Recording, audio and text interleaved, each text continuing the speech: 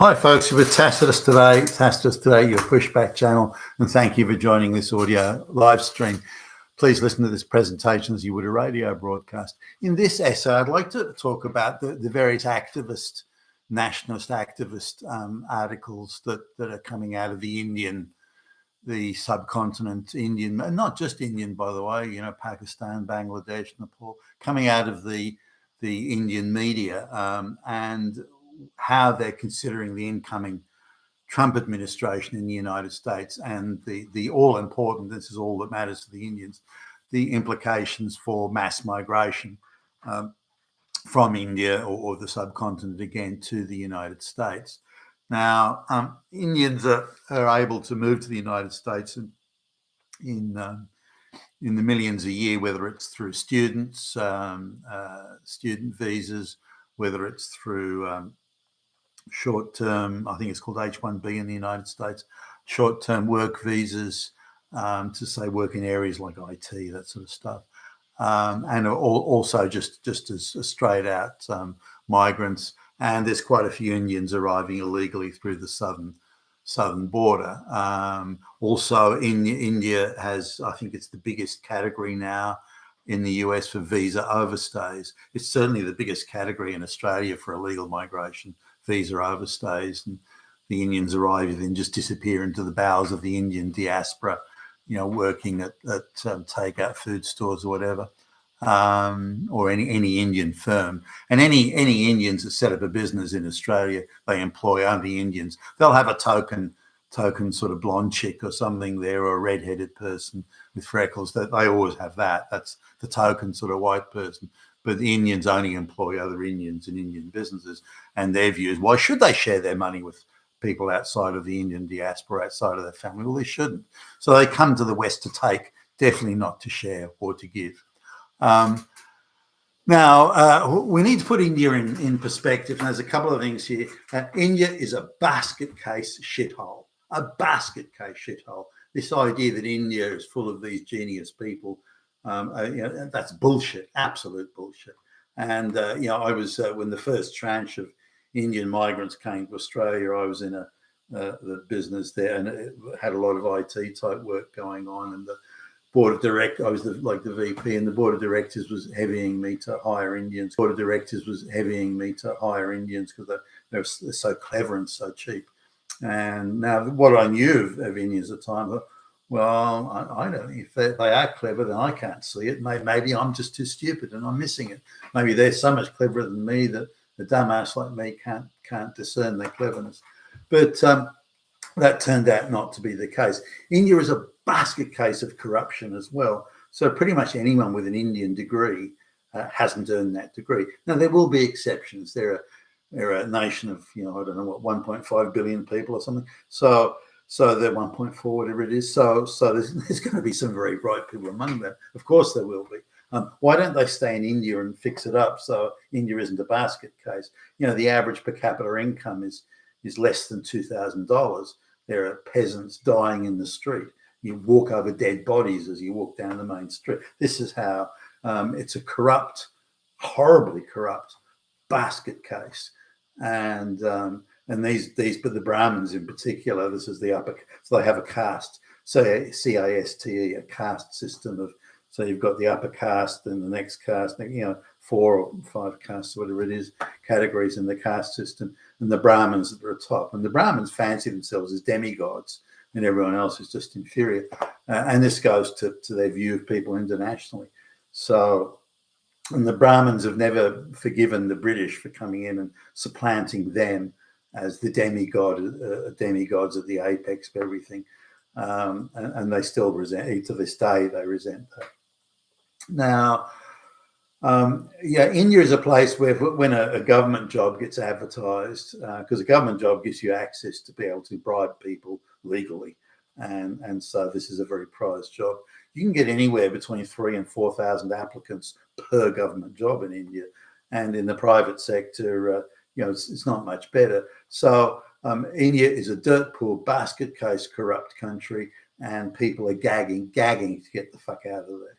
And go to the evil. Now, the Indians view themselves as morally and spiritually superior. They believe that their purity of genetic bloodline, their racial diaspora, the purity of their genetic bloodlines is paramount.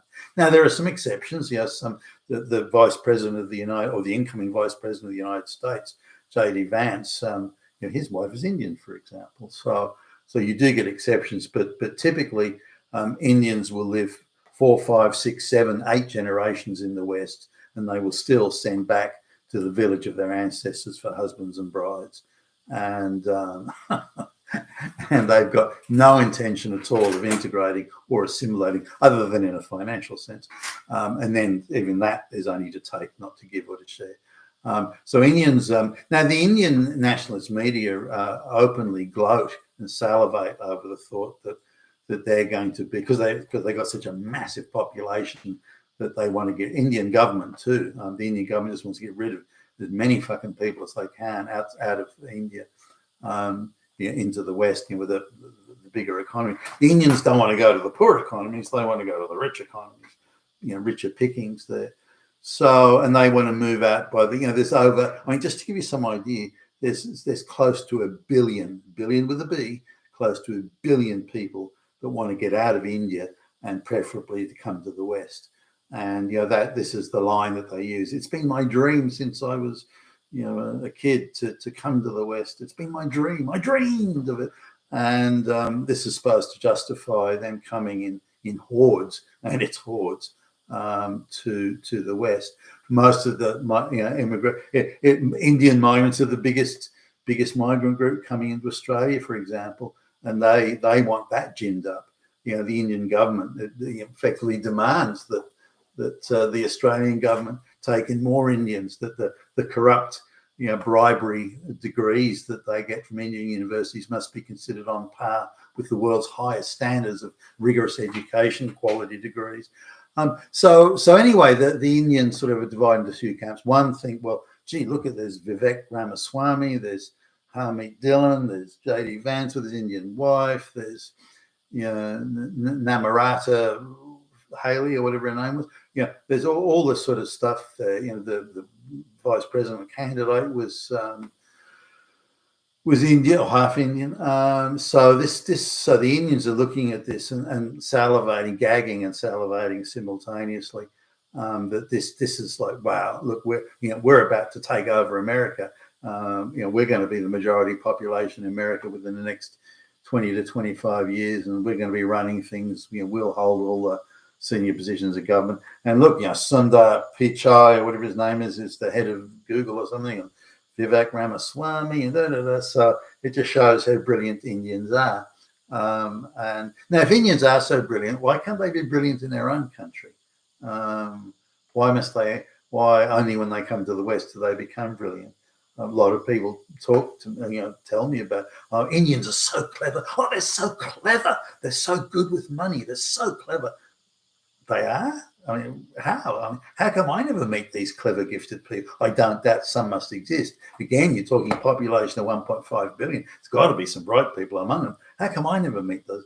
I've met sort of, PhD people coming from India, and they've got their degree from, they bribed somebody to get a degree. They didn't do any rigorous study or pass exams, and they come to Australia, and because of their Brahmin status, they think they're entitled, social prestige sort of thing, entitled to some good paying, prestigious job because they're Brahmins. And when you want them to do any work, they can't do it. They don't know how. And they think it's crude, if not vulgar, to be required to work for a living. Don't you understand my social status, you silly little white boy? So I don't see what benefit the Indians bring. Sundar Pichai was installed in that job. What gifts he has, the Indian lady who was the trust and safety person at when it was Twitter before Musk bought it. She was just some snot-nosed little schoolgirl playing out her fantasies of revenge on white people. What brilliance was there? I couldn't see any. So the Indian people are being installed all over the place for some sort of, reasons related to, race hustling and race grifting and that sort of stuff. So Now, how many immigrants does the United States actually need a year? Assuming they have children, let's assume they have 2 children, then the United States only needs about 250,000 immigrants a year. This is legal immigration. They need no illegal immigration. Students, um, I'll come back to the students in a minute because that's a separate issue. But if they have one child, if immigrants have one child, maybe 350,000 a year. If it's immigrants with no children, 500,000 a year. But that's it. That's all that's needed. And these should be the very best. They should speak good quality, college level English. They should have recognised international college qualifications and relevant work experience in areas in the economy where people are genuinely needed. Not just we need cheap labour, not just we need flunkies and stooges to fulfil our affirmative action box ticking. No, but actually needed skills, skilled people with needed skills, and then that's fine. Nothing wrong with that at all. That's hey, if you're going to build an efficient, effective, viable economy, then that's what you do. Nothing wrong with that. But the idea of, I think it's somewhere between 1.25 million or somewhere around that each year are coming in, plus the students sliding in through the back door. Now, coming to the students thing, this idea of, well, these bright kids are coming in from, all into India or Africa or wherever, it doesn't matter, coming in from all over these places to study in the United States, South America, and so on. And if they get degrees, then we want those people. They're the brightest people in the world. No, they're not. The thing is with not that there aren't bright people among them. There's bound to be. Just pure mathematics. There are going to be some, but the idea is that these high fee-paying students that come from the wealthier families, of course, some peasant in the middle of nowhere can't afford to pay American, and so some of these kids are paying like $100,000 a year to go to school, go to university. So you come from a wealthy family if you can afford that. Now, but the view is, particularly amongst the very entitled Brahmins or the entitled Chinese Communist Party goons and this sort of thing, the view is, again, and if they come from a corrupt country, this will be a standard view of the world. They think it's strange. You don't think like this. I've paid my $100,000 for the year. That is my payment for that bit of paper. If you think I have to study hard and rigorously pass an exam or reach or achieve a rigorous standard of education and so on, and that's bullshit. I fucking paid my money and I want that fucking degree. Now, if you want to fail me on any exam or give me a shitty mark for an essay, you can do that, but then I'll just take my money to another university. So it's up to you, buddy. What do you want to do? So it's become a form of educational academic bribery. The universities now have such a massive cost structure built in that they need that money now. It's like a drug. They need it. So if the students' parents or father comes up and says, "Oh, look, I noticed you gave my son or daughter a shitty mark in the exam or the essay or the assignment. I just want to let you know you've got the opportunity to correct that now. I'm sure it was an oversight and a mistake, and we accept that. You've got the opportunity to correct that now, or I'm taking my kid out of this university and sticking him somewhere else where my $100,000 will buy me the degree.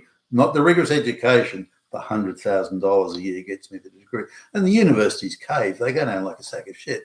In Australia or anywhere else across the West, all the Western universities are now like junkies, have set themselves up. So this idea of overseas students getting degrees and they should be given citizenship, no. If any of that, there'll be some, of course, again, the mathematics of it, but if most of them, and nearly all of them, expect their degrees to be given to them.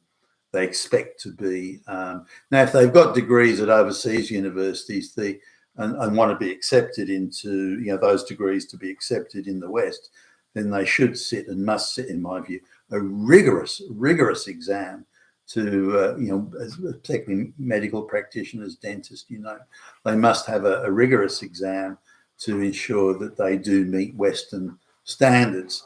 And if they don't, then you don't get to be a migrant, or certainly not on the basis if you're a doctor or a supposed engineer or whatever the case may be. And I talked to some migrants, so I've got a degree in engineering for the University of Ouagadougou somewhere, and I'm not allowed to practice as an engineer because it's not recognised. Well, of course it's not recognised. What a corrupt basket case country that hands out degrees to whoever wants to bribe the lecturer. Well, why should those degrees be accepted? They shouldn't. So the idea of a merit-based, rigorous education is important. And my argument is the Indians don't meet that, certainly not the ones that I've met anyway. So the idea of giving Indians mass work visas is only a way to get cheap grunt labour in grunt level coding and programming. And that shouldn't be allowed. Why would American firms want to do that to themselves? Because they debase the standards all around once they go down that path. Now, it's a quick fix maybe for the profits, or that we saved a few bucks and hiring those folks from the basket case subcontinent, but it's not a solution to anything in a market-based economy. So I'm hoping the Trump administration resists this. Indian mass immigration across the West, in my view, must be seriously and heavily and aggressively curtailed. Now. Indians do not integrate, they do not assimilate, or in very small numbers they do. They create their entire suburbs of Australia, supposedly people that speak English, but entire suburbs of Australia have been taken over. There's only Indians there. You're lucky to find a single white person walking around the shopping centres or the streets. Yet supposedly, they speak English and they understand our customs. No, they don't. And they want to hang around with their own diaspora all the time, which is fine, by the way. I don't care. But then why come to the West to do it? And again, they've come to take, not to share or not to give. And so Indian mass migration, all short-term work visas, I think in my view, should be aggressively resisted. And if Indians are so brilliant and bright and clever, as some allege, they can go and fix it their own country, which is a corrupt basket case. You've been with Tacitus today at your Pushback channel, and thank you for listening.